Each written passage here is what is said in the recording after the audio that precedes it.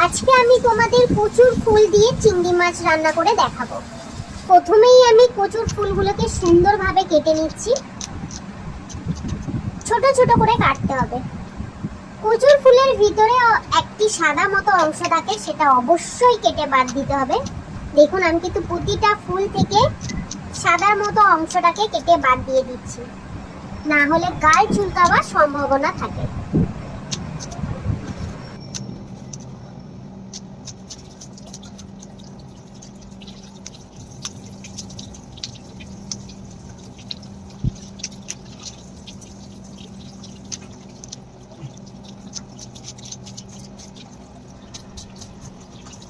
কচুর ফুলগুলো আমার এদিকে মোটামুটি কাটা হয়ে গেছে। এগুলোকে এবার সুন্দরভাবে ধুয়ে নেব।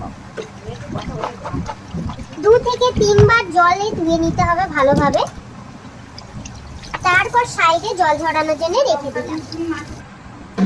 এদিকে আমি হলুদ নুন দিয়ে চিংড়ি মাছটা মাখিয়ে রেখে দেব।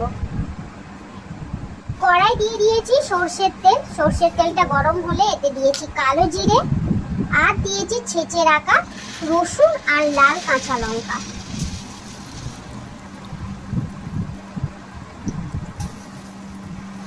এগুলো হালকা ভাজা ভাজা হতে থাক। হালকা ভাজা হলেই এর মধ্যে আমি দিয়ে দেব মেখে রাখা চিংড়ি মাছগুলোকে।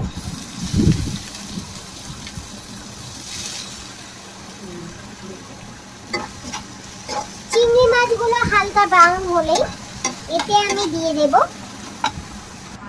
কচুর ফুলগুলো। এগুলো এবার নাড়াচাড়া করতে থাকবো।